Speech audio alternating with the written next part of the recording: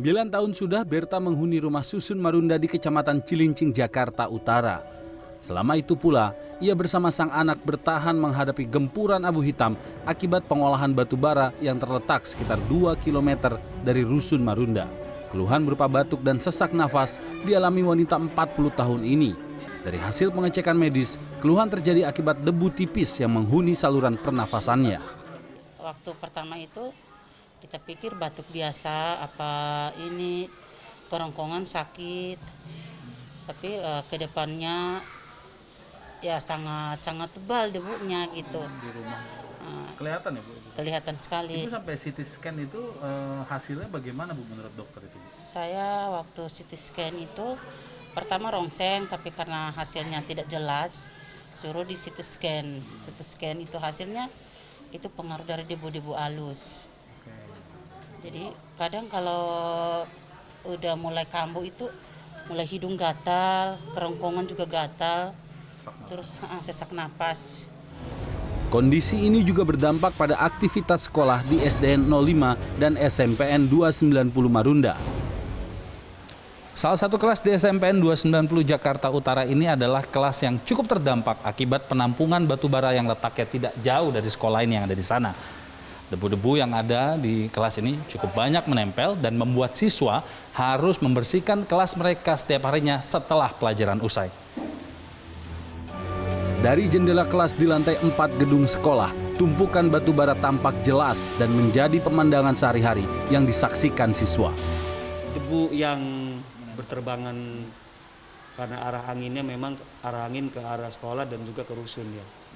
Sudah otomatis secara kesehatan debu batu bara karena termasuk ini ya zat ya berbahaya, terutama ya bagi kita untuk saluran pernapasan kita.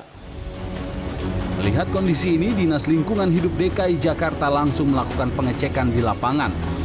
PT Karya Citra Nusantara selaku pengelola penampungan batu bara dinyatakan bertanggung jawab akibat pencemaran lingkungan yang terjadi.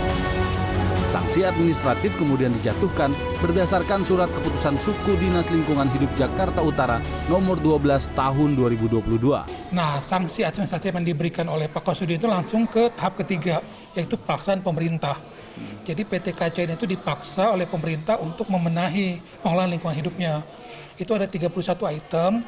Item itu terdiri dari 11 item itu yang kita temukan di lapangan. Pelanggaran yang secara fisik kita temukan di lapangan. Kemudian 31 item lainnya itu secara dokumen lingkungan dan undang-undang lingkungan hidup atau secara regulasinya gitu. Menanggapi sanksi yang dijatuhkan, PT Karya Citra Nusantara berkomitmen melakukan perbaikan pengelolaan lingkungan di sekitar Pelabuhan Marunda. Beberapa langkah awal akan segera dilakukan untuk mengurangi dampak pencemaran.